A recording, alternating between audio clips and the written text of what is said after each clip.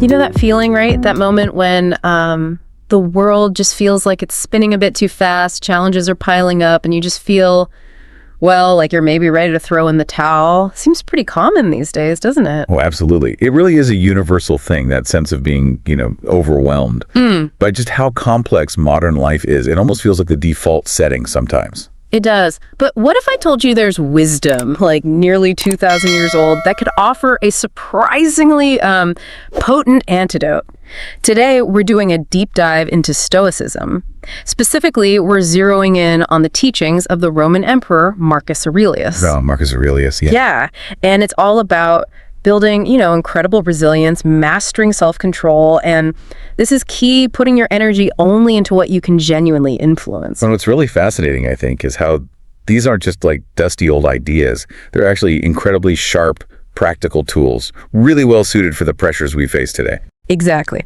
So, our mission here with this deep dive is to give you a kind of shortcut, a shortcut to being genuinely well-informed on how these insights can, fundamentally empower you. Love to hear. Right. And even thrive, whether you're dealing with personal stuff or major professional setbacks.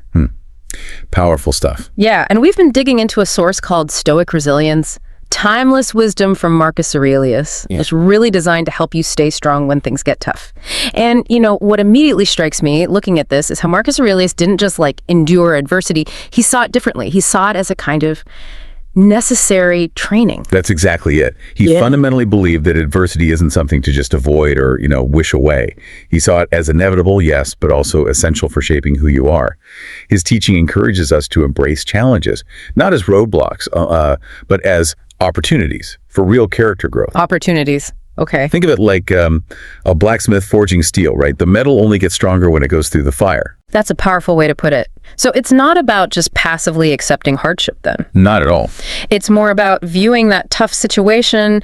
Maybe it's a demanding project, maybe a really painful personal thing, viewing it not as this unfair burden, but as a chance to be pushed maybe beyond your comfort zone. Precisely. It's about shifting your whole perspective. Yeah. Seeing those obstacles as like stepping stones that reveal strengths you didn't even know you had. Not dead ends. Okay, so reframing it. Right. If we connect this to the bigger picture, it means cultivating a mindset that doesn't just, cope with challenges. It actually draws strength from them. It's a complete reframing. You're not simply enduring, you're actively evolving, becoming more robust, more capable with each difficulty you face. Which I guess leads us right into another cornerstone Stoic idea, focusing really intensely on what you can control. Marcus Aurelius was apparently absolutely adamant about this. Oh, complete. Reminding us that fretting over things totally outside our influence is just, it's a fast track to stress and anxiety, right? But let's be honest, isn't it incredibly hard sometimes to really tell the difference between what's controllable and what's not, especially in the heat of the moment? And absolutely is. It's difficult. And that's exactly where the Stoic practice comes in. It takes practice. The core idea is to kind of ruthlessly redirect your energy. Yeah. Ask yourself, when you're stressed, are you focusing on what you can influence? Yeah. Your thoughts, your actions, your responses? Or are you spiraling over things like, the weather, other people's opinions, tech glitches? Yeah, guilty as charged sometimes. We all are. The Stoic approach is to shift. Shift from that passive worry to active, focused strategy. So if a looming deadline is causing anxiety, okay, you can't control the clock, right? But you can control your time management, how you prioritize tasks, or maybe proactively talking to your team. Right. Taking action on the controllables. So the key to a more peaceful mind, they argued, lies in this sort of radical act of letting go, releasing the uncontrollable, and really embracing the power of your own choices. And part of tapping into that power, you mentioned practice, comes from practicing mindfulness. Yes, mindfulness aligns really beautifully with Stoic practices. It helps you maintain that clear-eyed focus, that inner clarity, even when things are tough, being fully present in the moment. Mm-hmm. It can seriously reduce feelings of overwhelm and that kind of reactive thinking. And it's not just about, sitting meditation, although that's definitely one way. Sure, that's one tool. Stoic mindfulness seems more about cultivating this constant awareness in like your daily life. It could be deep breathing exercises, maybe moments of just simple reflection, or even just mindfully walking or drinking your coffee, really being there. Experiencing the present. Yeah, the idea is to sort of observe your thoughts as they pop up without getting swept away by them, which then lets you respond thoughtfully rather than just, reacting on impulse. Exactly. And these practices, they go way beyond just crisis moments. They fundamentally improve your overall well-being. Sharper decision-making, a more engaged experience of life itself. It really transforms how you navigate all of life's challenges, not just the big dramatic ones. Okay. And speaking of navigating life, another really critical idea is accepting impermanence. Now, when I first heard that, I gotta admit, my mind went somewhere kind of bleak. Yeah, it can sound that way initially. But the source material clarifies it's actually about reducing our fear. Fear of failure, fear of disappointment. So how does Marcus Aurelius turn this seemingly grim reality into something, well, liberating? It's really far from bleak when you dig into it. It is profoundly liberating when you truly recognize that everything, the good stuff, the bad stuff, it's all temporary. It's all subject to change. When you get that, you can approach life with a much deeper sense of peace. Challenges are fleeting. But guess what? So are successes.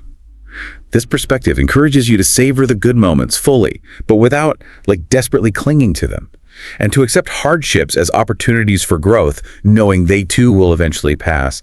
It just strips away so much anxiety, the anxiety of trying to hold on to what's already slipping away. Okay, so accepting that nothing lasts forever actually builds resilience.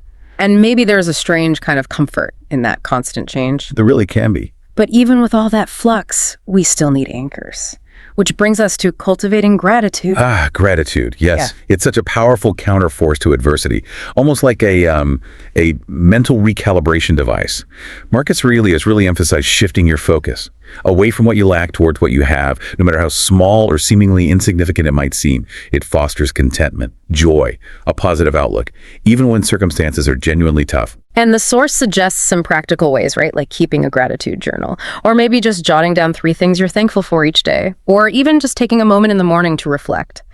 It sounds almost deceptively simple, but it really can shift your whole outlook, can it? It absolutely can. It literally helps rewire your brain towards optimism over time. It helps you develop a more positive cognitive bias, which is just it's an undeniable cornerstone of resilience when life throws curveballs at you. It's not about ignoring the problems, let's be clear. It's about building up your internal resources to face them. Got it. Okay, so after gratitude, the Stoics turn to seeking wisdom. In challenging times, wise decisions are obviously critical, but what kind of wisdom are we talking about here? Is it just like academic knowledge, book smarts? Not really, no. Not primarily. It's about practical, actionable knowledge. Wisdom that equips you to navigate complexity with clarity and confidence. Wisdom helps you assess situations more objectively, make choices that are truly aligned with your deepest values and your long-term goals. The source specifically recommends looking into thinkers like Seneca and Epictetus, besides Marcus Aurelius' own meditations, of course. Because their insights offer these direct pathways to understanding human nature and figuring out effective action. It's about building a robust mental toolkit. A mental toolkit, I like that. So building the intellectual and emotional tools to face challenges thoughtfully, but we're not meant to do it all alone, right? Which brings us to building a strong support network. Is this where the Stoics, who seem so focused on individual control, acknowledge community? Precisely, yes. While Stoicism definitely champions self-reliance, Marcus Aurelius deeply understood the importance of community. He wasn't isolated. Having mentors, trusted friends, family, it provides invaluable support, different perspectives. It's absolutely not a sign of weakness to lean on others. In fact, it's a really powerful step towards building, collective resilience. We are social beings after all, and our connections offer both practical help and, crucially, emotional strength. Yeah, that makes sense. Engaging with others lets you share struggles, get fresh perspectives, maybe get advice you wouldn't have thought of yourself. It really fosters that sense of belonging and can speed up personal growth, too. Okay, and finally, the source highlights reflecting on your values. Right, aligning your actions with your core values. This provides just unwavering direction and strength. When you're absolutely clear about what truly matters to you, what principles you live by, it becomes your ultimate anchor. Especially during the most turbulent times, It clarifies decisions. It provides a kind of moral compass. And the source suggests ways to do this too, like creating a personal values list, or maybe journaling about times when you felt most fulfilled, when your actions really lined up with that internal compass. Exactly. Or visualizing your ideal self and the values that resonate with that vision. Yeah. Those kinds of exercises. Because grounding yourself in your core beliefs makes it dramatically easier to make choices that align with your true self. And that fosters resilience and a deep sense of fulfillment, even when things are really hard. It's like building an inner fortress that external stuff just can't breach. An inner fortress.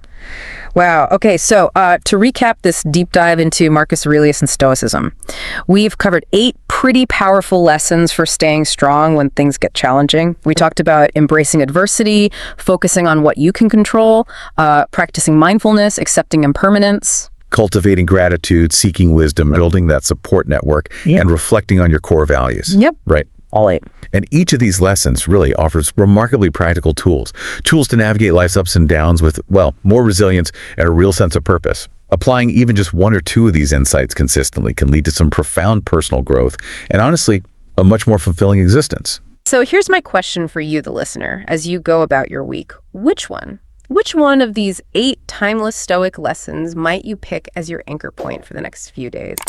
And maybe think about how embracing even just that one lesson might shift your perspective even slightly on a challenge you're facing right now. Definitely something to mull over.